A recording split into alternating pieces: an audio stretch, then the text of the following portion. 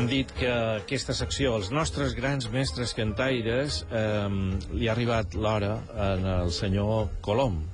Comencem amb un clàssic. Senyor Colom, el vostre origen és un enigma i tothom vol dir la seva, que si nomieu Cristóbal o Cristòforo, que si éreu genovès, portuguès, eivissenc, gallec, català. Per favor, aclariu-nos d'una vegada què vos deien i confesseu-ho. D'on partíreu a Corramont?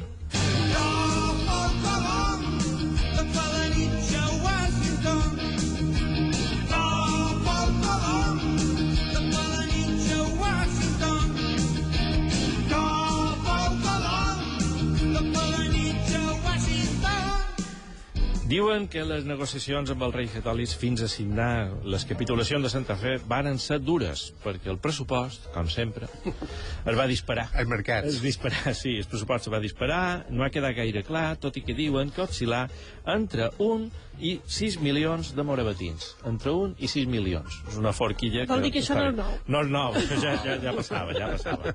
Sembla, senyor Cristòfol, que no vos va afectar la crisi, però això romp una mica amb una idea més romàntica del projecte. Tan important era lluitar pel finançament. I un amor sense dobell i llavors avui a penosa. La història oficial diu que l'expedició del primer viatge, que cercava la ruta a les Índies, salpà de Palos de la Frontera i que la majoria dels tripulants de la Pinta, la Niña i la Santa Maria eren andalusos. Però una versió alternativa els fa sortir de la vila catalana de Pals.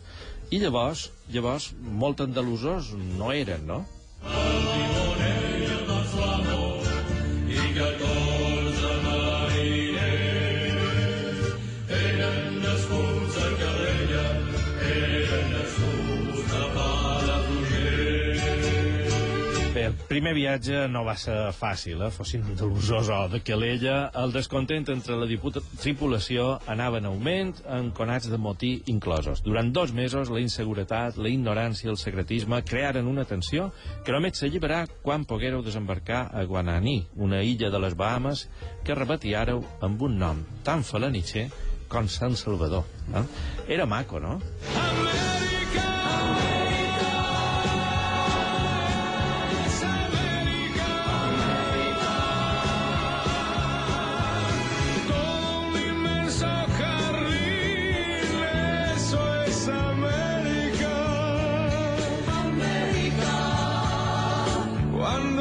Hizo el Edén, penso en Amèrica. Amèrica no, almirall, que aleshores encara li dèieu les Índies. La d'Amèrica va ser una presa de pèl, que ja li podien evaporar Colòmbia a tot el continent, no? Això sí, maco com un jardí el paisatge. Els primers contactes amb els indígenes sembla que varen ser pacífics, però ben prest començaren els problemes, i no sempre amb els natius. En poc temps les relacions amb els companys es complicaren. Com que no s'arribaven a trobar les riqueses promeses, sorgien conflictes amb els ambiciosos hidalgos que vos acompanyaven. Funcionaris de la monarquia, secretaris, sotssecretaris, directors generals, auditors, inspectors de qualitat... Ai, la burocràcia. No entenc de cap manera el que passa amb els diners. Tots són papers i lletres, que no tinc res.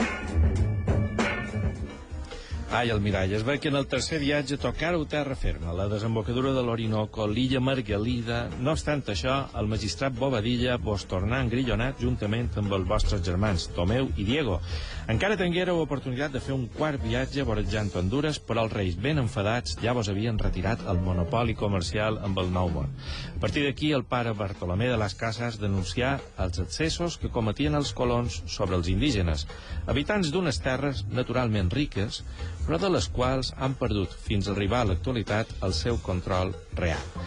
Què els recomanau als pobladors d'aquell paradís? Sempre et quedaràs orgull de ser qui ets, no venguis a terra per 4 dopers. Ui, això me sona. Qualcú més es podria aplicar la copla. Albert Einstein es confessà aquí que se sentia ciutadà del món. I vos, tan enigmàtic sempre, que tant vareu viure entre el vell i el nou món, d'on vos sentiu? No soy de aquí, ni soy de allá, no tengo edad, ni por venir y ser feliz, es mi color de identidad.